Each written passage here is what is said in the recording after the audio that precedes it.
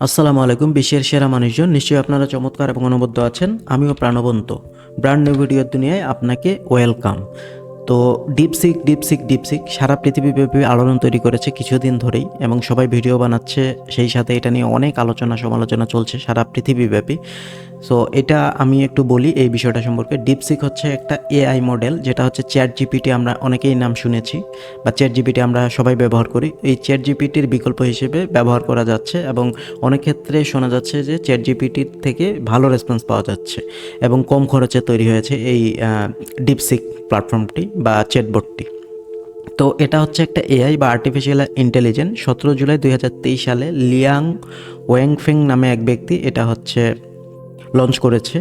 আর এর হেডকোয়ার্টার হচ্ছে China হ্যাংজুতে। So এটাকে কিন্তু বলা হচ্ছে ডিপসিক R1, যেটা চ্যাট জিপিটির মতো একটা এআই হিসেবে কাজ করছে, এবং এটা সারা পৃথিবীব্যাপী এত আলোড়ন তৈরি করেছে যে আমেরিকান যে বড় বড় কোম্পানিগুলো আছে সেগুলির সাথে টেক্কা দিয়ে তাদের বিজনেসে বা তাদের হচ্ছে যে বিজনেস রান করছিল সেই বিজনেসে ধস নামিয়ে দিয়েছে। এবং তাদের সারা পৃথিবীব্যাপী, আমেরিকা সহ সারা পৃথিবীব্যাপী এই ডিপসিক কিন্তু লক্ষ কোটি কোটিবার ডাউনলোড হয়েছে। সো চলুন আমরা পিসিতে কীভাবে হচ্ছে এই ডিপসিক লগ ইন করে ব্যবহার করতে হয় সেই বিষয়টা আমি দেখাবো এই ভিডিওতে। তো মানে চ্যাট জিপিটি যেমন লগ ইন ছাড়াও কিন্তু ইউজ করা যায়, কিন্তু ডিপসিকটা ব্যবহার করতে হলে আপনাকে ইমেল দিয়ে আপনাকে লগ ইন করতে হবে বা ফোন নাম্বার দিয়ে। সো চলুন আমিও প্রথম ব্যবহার করছি, আমি এর আগে চ্যাট জিপিটি ব্যবহার করেছি। তো চলুন ডিপসিকটা কীভাবে লগ ইন করতে হয় সে বিষয়টা আমরা দেখি। তো আমরা প্রথম থেকেই শুরু করি। প্রথমে আমরা হচ্ছে গুগল ক্রোমে যাই, ডিপসিক এই কথাটা লিখব। এই যে অ্যাপের নাম বা এআই এর নাম ডিপসিক। প্রথম ইন্টারফেসটাই দেখতে পাচ্ছেন বা প্রথম ওয়েবসাইটটা, এটাই হচ্ছে ডিপসিকের প্রাইম ওয়েবসাইট। সো এখানে ক্লিক করার পরে এই যে দেখেন এর ইন্টারফেসটা এভাবে আসছে।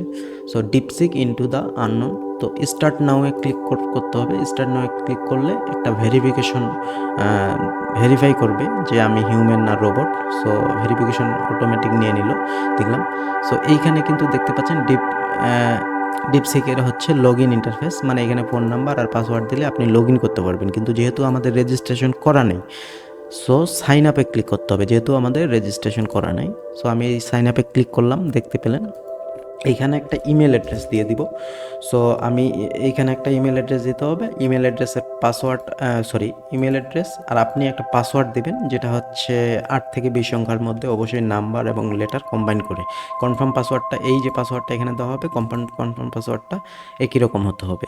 এই সেন্ডে ক্লিক করতে হবে। সেন্ডে ক্লিক করলে একটা কোড নাম্বার আপনার জিমেলে চলে যাবে। এইখানে যে জিমেলটা বসাচ্ছেন ওই জিমেল থেকে ওই কোড নাম্বারটা এনে এখানে বসিয়ে সাইন আপে এইখানে একটা ক্লিক করতে হবে।